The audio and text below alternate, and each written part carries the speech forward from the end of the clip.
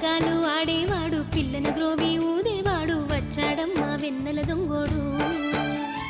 చూడరెడ్డమ్మా వచ్చాడమ్మా కృష్ణుడు రేపల్లె వాడల్లి ఏలువాడు. పడగలు తొక్కిన పిల్లాడమ్మా మడుగులో వాడిన గడుసోడమ్మ వచ్చాడమ్మా గోవుల గోపన్న. వాడు కొండను ఎత్తిన అల్లరి పుల్లోడు. చూడరెడ్డమ్మా వచ్చాడమ్మా కృష్ణుడు రేపల్లె వాడల్లి ఏలువాడు. చీరలు దోచిన చిన్నోడమ్మ గారడ చేతల పిడుగోయమ్మ వచ్చాడమ్మా కిటుకుల కిట్టయ్యా. చూడరెడ్డమ్మా వచ్చాడమ్మా కృష్ణుడు రేపల్లె వాడల్లి ఏలువాడు. బావకు బుద్ధులు చెప్పిన వాడు భామల పాలిటి ప్రేమల వాడు వచ్చాడమ్మా రాధాకృష్ణయ్య. వాడు వేణుగునూదే వెన్నెల కన్నయ్య. చూడరెడ్డమ్మా వచ్చాడమ్మా కృష్ణుడు రేపల్లె వాడల్లి ఏలువాడు. మామకు తగ్గ అల్లుడు వాడు చెల్లిని కాచిన అన్నయ్యాడు వచ్చాడమ్మా అందరి కృష్ణయ్య. చూడరెడ్డమ్మా వచ్చాడమ్మా కృష్ణుడు రేపల్లె వాడల్లి ఏలువాడు. చక్రం పట్టి తిప్పేవాడు అమ్మకు విశ్వం చూపినవాడు వచ్చాడమ్మా ముద్దుల కృష్ణయ్య. వాడు లోకాలన్నీ కాచేవాడు. చూడరెడ్డమ్మా వచ్చాడమ్మా కృష్ణుడు రేపల్లె వాడల్లి ఏలువాడు. గురువాయూరు క్షేత్రంలోన గురువై ఉన్నాడమ్మా వాడు చందన గంధపు సుందరుడోయమ్మ. వాడు గురువాయూరు దేవుడు అయినాడు. చూడరండమ్మా వచ్చాడమ్మా కృష్ణుడు రేపల్లె వాడల్ని ఏలువాడు. చూడరెడ్డమ్మా వచ్చాడమ్మా కృష్ణుడు రేపల్లె వాడల్లి ఏలువాడు.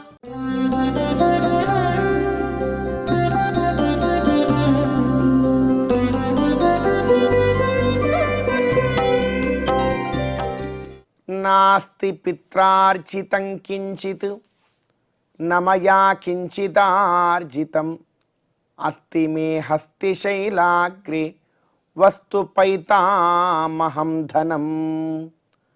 నాస్తి లోకోత్తరో ధర్మః విగ్రహారాధనాత్ పరః నాస్తి సర్వోత్తమా సేవా సేవాయా హరిమందిరే.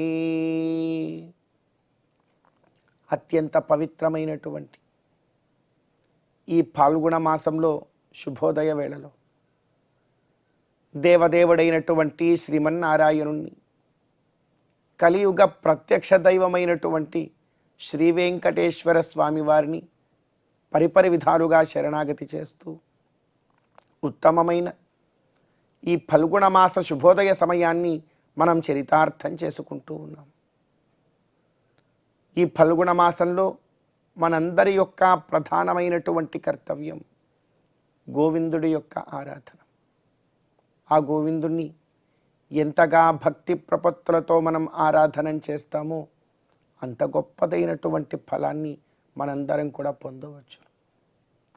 భగవత్ కైంకర్యం కన్నా గోవిందుడి యొక్క ఆరాధన కన్నా మిన్న ఈ లోకంలో మనందరికీ ఇంకేమున్నది? భగవత్ కైంకర్యమే పరమావధి మనందరికీ కూడా. ఎందుకంటే భగవత్ కైంకర్యం ఒక సంపద. మనకు ఒక దగ్గర నుండి మరొక దగ్గరికి మనం వెడుతూ ఉన్నప్పుడు జాగ్రత్తగా సంపదని అత్యంత జాగ్రత్తగా దాచుకొని మనం వెళతాం. ఇప్పుడు కూడా మనం ఈ వార్షిక సంవత్సరం నుండి రాబోవు చైత్రమాసంలో నూతన సంవత్సరంలోకి ప్రవేశిస్తూ ఉన్నాం. ఈరోజు త్రయోదశి తిథి, ఇక చతుర్దశి అమావాస్య, తర్వాత పాడ్యమి ఉగాది పర్వదినంతో ఆరంభమవుతూ ఉన్నది. అంటే నూతన సంవత్సరంలోకి వెళుతున్నాం. సామాన్యంగా శిశిర ఋతువులో చెట్లు కూడా వాటి వాటి యొక్క ఎండిపోయిన ఆకులన్నింటినీ కూడా విడిచిపెట్టి నూతన చిగుళ్లతో నవవసంతంలోకి ప్రవేశిస్తుంది. మరి మనం కూడా అదే కార్యం చేయాలి. కానీ దేన్ని విడిచిపెట్టాలి, దేన్ని విడిచిపెట్టకూడదో ఒక జ్ఞానం మనకు ఉండాలి. కామ క్రోధ లోభ మోహ మద మాత్సర్య పీడితములైనటువంటి వాటి యొక్క కార్యాలన్నింటినీ కూడా విడిచిపెట్టాలి. కానీ ఒక్కటి మాత్రం నవవసంతంలోకి తీసుకుని వెళ్ళాలి. అదేమిటంటే మన భాగధేయాన్ని, సంపదని. ఏమిటా సంపద అంటే భగవత్ కైంకర్యం. భగవత్ కైంకర్యం కన్నా సంపద ఏమున్నది? అందుకే అంటున్నారండి, నాస్తి పిత్రార్జితం కించిత్ నమయా కించిదార్జితం. కాంచీపుర దివ్యక్షేత్రంలో ఒక మహాభక్తుడు చాలా ఆనందంగా ఉన్నట్ట ఎప్పుడు చూసినా చిరునవ్వులు చిందిస్తూ ఉంటాడు. ఏమిటయ్యా అంత ఆనందంగా ఉంటావని అడిగారు ఆయన. మీ తాత ముత్తాతలు ఏమైనా కోట్లు కోట్లు సంపాదించేవైనా ఇచ్చారా? పోనీ మీ తండ్రి గారు చాలా పెద్ద పెద్ద ఆస్తులు ఏవైనా రాసిచ్చారా? నీ దగ్గర పోనీ బాగా సంపాదించి బాగా దాచుకున్నావా ఏమిటయా? ఇంత ఆనందంగా కనపడతావు ఎప్పుడు చూసినా కూడా అని అడిగారు. ఆయన అన్నారు, నాస్తి పిత్రార్జితం కించిత్. కించిత్తు కూడా నా దగ్గర పిత్రార్జితం లేదు. అవునా? పోనీ నువ్వు సంపాదించావా? నమయా కించిదార్జితం. నేను కూడా ఏమీ సంపాదించలేదు. మరి ఎందుకు ఇంత ఆనందంగా ఎలా ఉండగలుగుతున్నావు నీవు అంటే ఒక్క మాట చెప్తున్నారు ఆయన. అస్తి మే హస్తిశైలాగ్రే వస్తు పైతామహం ధనం. హస్తిశైలాగ్రే అస్తి మమ పైతామహం ధనం. అయ్యా నేనేమి డబ్బు సంపాదించలా, మా తాత ముత్తాతలు నాకేమీ డబ్బు సంపాదించి ఇవ్వలా. కానీ పరంపరగా వస్తున్నటువంటి నా కుటుంబ ధనం ఒకటి ఉన్నది నా దగ్గర. అది ఏమిటి అంటే ఆ హస్తిశైలములో ఉన్నటువంటి గర్భాలయంలో వేంచేసి ఉన్నటువంటి ఆ కంచి వరదరాజ పెరుమాళ్ అన్నారు. దానికన్నా సంపద ఇంకేముంది? ఆ కాంచీపుర క్షేత్రస్థ భక్తుడి యొక్క భావాన్ని మనమందరం కూడా అవగతం చేసుకునే ప్రయత్నం చేయాలి. మనందరికీ కూడా మన తాత ముత్తాతలు ఇచ్చినటువంటి సంపదలు కాదు, మన తండ్రి రాసిచ్చినటువంటి సంపద కాదు, ఆనందాన్ని పోగొట్టుకొని పరిగెత్తి సంపాదిస్తున్నటువంటి సంపద కానే కాదు. అది ఏ రోజు నీతో ఉండదు. ఏదో ఒక రోజున వాటన్నింటినీ విడిచిపెట్టి నీ వెళ్ళిపోవాలి. కానీ ఎప్పుడూ కూడా నీవు విడిచిపెట్టి వెళ్ళలేనటువంటి సంపద, నిన్ను విడిచిపెట్టి వెళ్ళలేనటువంటి సంపద ఏదైనా ఉన్నదా అంటే అది కేవలం భగవత్ కైంకర్యము, భగవంతుడు మాత్రమే. మరి అటువంటి సంపదని మనం నవవసంతంలోకి జాగ్రత్తగా తీసుకుని వెళ్ళాలి. అలా తీసుకుని వెళ్ళే ప్రయత్నం చేస్తేనే మనమందరం కూడా లోకోత్తరమైనటువంటి ధర్మంలో ఉండగలుగుతామంటారు పెద్దలు కూడా. నాస్తి లోకోత్తరో ధర్మ విగ్రహారాధనాత్ పరః. ఆ భగవంతుడి యొక్క దివ్యమంగళ విగ్రహారాధనం కన్నా లోకోత్తరమైనటువంటి ధర్మము మరొకటి ఏదీ కూడా లేదంటారు. నాస్తి లోకోత్తరో ధర్మ విగ్రహారాధనాత్ పరః. నాస్తి సర్వోత్తమా సేవా సేవాయా హరిమందిరే. ఈ లోకంలో సర్వోత్తమమైనటువంటి సేవ ఏదైనా ఉన్నదా అంటే అంత సేవ. నువ్వు అంత ఆలయం శుభ్రం చేస్తావా, అన్ని పూలు కోసుకొస్తావా, లేదా తీర్థ కైంకర్యం చేస్తావా, అది ఏదైనా కావచ్చు కాక ఆ భగవంతుడి యొక్క దివ్యమంగళ ఆరాధన ద్వారా ఆ భగవంతుడి యొక్క ఆలయంలో చేసేటువంటి సేవ కన్నా కూడా మించినటువంటి సేవ ఈ లోకంలో ఏదీ లేదంటున్నారు. కాబట్టి ఈ భగవంతుడి యొక్క వికనసోక్త విగ్రహారాధన వైభవాన్ని మనమందరం కూడా జీవితంలో అన్వయించుకుంటూ అవగతం చేసుకుంటూ ఈరోజు తిదివార నక్షత్రాలలో ఉండేటువంటి వైభవాన్ని కాస్త మన జీవితానికి అన్వయించుకుందాం. ఈ రోజున పాల్గొన మాస కృష్ణపక్ష త్రయోదశి తిథి. ఈ త్రయోదశి తిథికి అతిదేవుడు తిథీషా వన్నికో గౌరిర్ గణేశోహిర్ గుహోరవి అంటూ ఈ త్రయోదశికి కామదేవుడు అధిదేవుడుగా ఉన్నాడు అన్నారు. మరి ధర్మవర్తనమైనటువంటి ధర్మానుగుణమైనటువంటి కామము ఎప్పుడూ కూడా మోక్షానికి మనకు చేరువ చేస్తుంది. కనుక భగవంతుణ్ణి ఈ విధంగా మనం ధర్మానుగుణమైనటువంటి కామ పురుషార్థంలో ప్రవర్తించగలిగేటువంటి భాగ్యాన్ని ఇమ్మని ఈ తిథి రోజున మనం అందరం కూడా భగవంతుణ్ణి కోరుకోవాలి. అదేవిధంగా ఈరోజు నక్షత్రాన్ని చూస్తే శతభిష నక్షత్రం. ఈ నక్షత్రానికి అధిదేవుడు రాహు. ఏదైనా రాహుగ్రహాది పీడలు ఉంటే ఈ రోజున ఆయా గ్రహాల యొక్క ఆరాధన చేసుకోవడం మనకు మంచి వంశాభివృద్ధిని ఇస్తుంది. అదేవిధంగా ఈరోజు వారం బృహస్పతి వారం, గురువారం అంటాం. గురుణా దేహపుష్టిస్య బుద్ధి పుత్రార్థ సంపద అంటారు. చక్కని దేహపుష్టి, బుద్ధి, అర్థ సంపదలన్నింటినీ కూడా ఆ బుధగ్రహం మనకు అందజేస్తుంది. బుధగ్రహానికి అధిదేవుడు ఇంద్రుడు. ఇంద్రుడి యొక్క ఆరాధన ఈరోజు మంచి ఫలాన్ని ఇస్తుంది.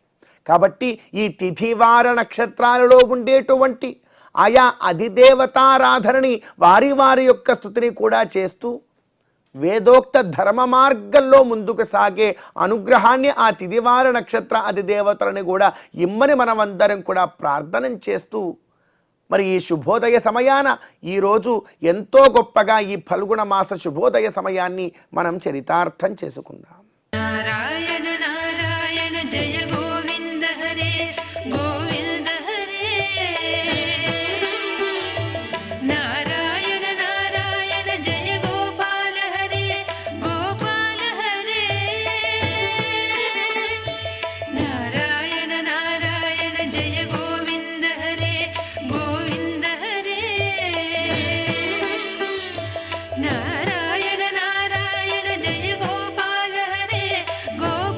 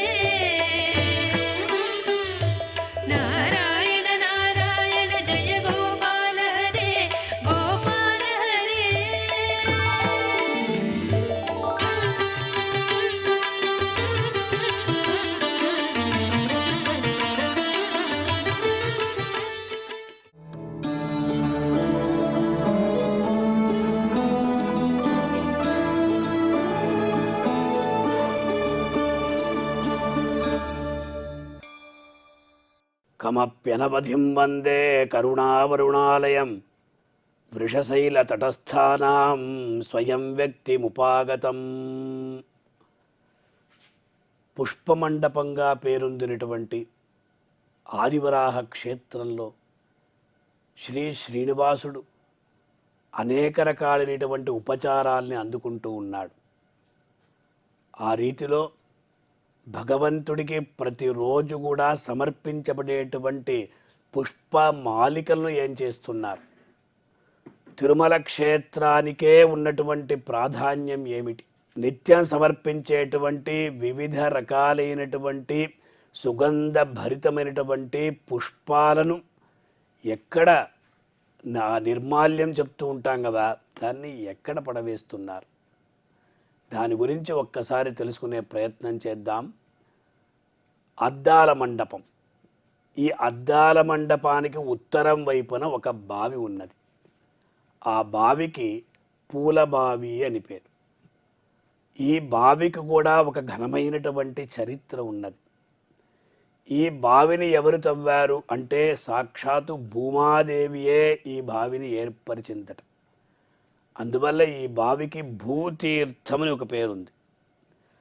అలాగే ఈ క్షేత్రంలో క్రమంగా ఆ బావిలో విశేషంగా రంగదాసు అనేటువంటి ఒక భక్తుడు తరువాత తొండమాను చక్రవర్తిగా జన్మనెత్తినవాడు.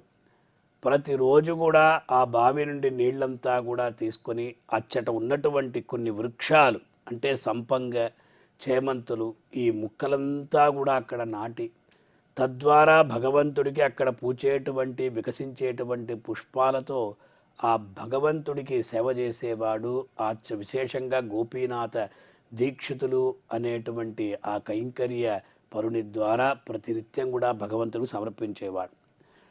తరువాత ఈ రంగదాసుడే తొండమాను చక్రవర్తిగా జన్మించాడు. భగవంతుని యొక్క ఆదేశం తిరిగి ఆ బావిని పునరుద్ధరించాలి అని. అదే ప్రకారం భగవదాజ్ఞతో ఈ తొండమాను చక్రవర్తి ఆ రాతితో చక్కగా ఆ బావిని నిర్మించి ఒక రహస్య బిలాన్ని కూడా అక్కడ ఏర్పరిచాడట. ఆ రహస్య బిలం ద్వారా ప్రతినిత్యం శ్రీనివాసుని దర్శించుకునేవాడు. ఇలా జరుగుతూ ఉండగా ఒకానొక సందర్భంలో శత్రువుల దాడి. చక్రవర్తి ఏం చేయాలని తోచలేదు. అంచేత ఆ యుద్ధ సమయంలో అతడు తరుమబడ్డాడు. తొండమాను చక్రవర్తి ఎక్కడ తలదాచుకోవాలని తెలియక ఈ బిలం ద్వారా అంటే రహస్య బిలం ద్వారా పరుగున వచ్చి ఆ శ్రీనివాసుని చెంతకు చేరాయట. కానీ అది ఏకాంత సమయం. స్వామి దేవేరులతో ఉన్నాడు. అంచేత వెంటనే సిగ్గుతో మహాలక్ష్మి వక్షస్థలంలో దాక్కున్నది. ఈ భూమాదేవి ఏం చేసిందంటే ఆ సిగ్గుతో ఆ బావిలో దాక్కున్నదట. ఇది వరాహ పురాణాంతర్గతమైన వెంకటాచల మహాత్మ్యంలో ఈ ఇతివృత్తం మనకు కనిపిస్తుంది. ఈ ప్రకారంగా భూమాదేవి అక్కడ తలదాక్కున్నది అనేటువంటి విషయాన్ని భగవద్ రామానుజుల వారు ఎప్పుడైతే తీర్థయాత్ర చేస్తూ తిరుమల క్షేత్రానికి వచ్చి ఈ వృత్తాంతాన్ని తెలుసుకున్నారో, అంటే భూదేవి దాగి కొనుట అనేటువంటి ఒక పురాణ ప్రవచనాన్ని ఎప్పుడైతే తెలుసుకున్నారో భూమాదేవిని అక్కడ ప్రతిష్ఠింపజేశారట. తీర్థాధిపతిగా ఆ శ్రీనివాసునికి అర్చన నివేదానంతా జరిగేటట్లు భగవద్ రామానుజుల వారు ఏర్పరిచారు. ప్రతిరోజు కూడా స్వామివారికి విశేషంగా సమర్పింపబడేటువంటి పుష్పమాలికలు ఏవైతే ఉన్నాయో మరుసటి రోజు తీసే సందర్భంలో ఆ నిర్మాల్యాన్ని అంతటినీ కూడా ఈ పూల బావిలోనే వేయాలి అని కట్టడి చేశారు. అది పూలమాలలు, తులసి అన్నీ కూడా మిగతా ఎక్కడ పోకూడదు.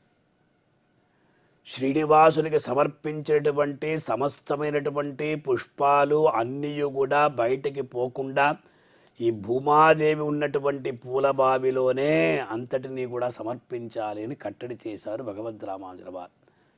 ఆనాటి నుండి ఈ అద్వితీయమైనటువంటి సంప్రదాయం తిరుమల క్షేత్రంలో కొనసాగుతూ ఉన్నది. ఇంకో విశేషం ఏమిటంటే ఆ వెంకటాచలపతికి సమర్పించినటువంటి పుష్పమాలిక ఒకే ఒక్క రోజు మాత్రం బయటికి వెళ్తుంది. అది కూడా తన యొక్క దివ్య దేవేరి అయినటువంటి అమ్మవారు పద్మావతి దేవి తిరుచుకునూరులో కొలువుదీరి భక్తుల్ని అనుగ్రహిస్తూ ఉన్నది కదా. కార్తీక శుక్ల పంచమి నాడు అమ్మవారి యొక్క ఆవిర్భావం ఆ పద్మ పుష్కరిణిలో. ఆనాడు శ్రీనివాసునికి ఎంతో వైభవంగా అలంకరణ చేస్తారు.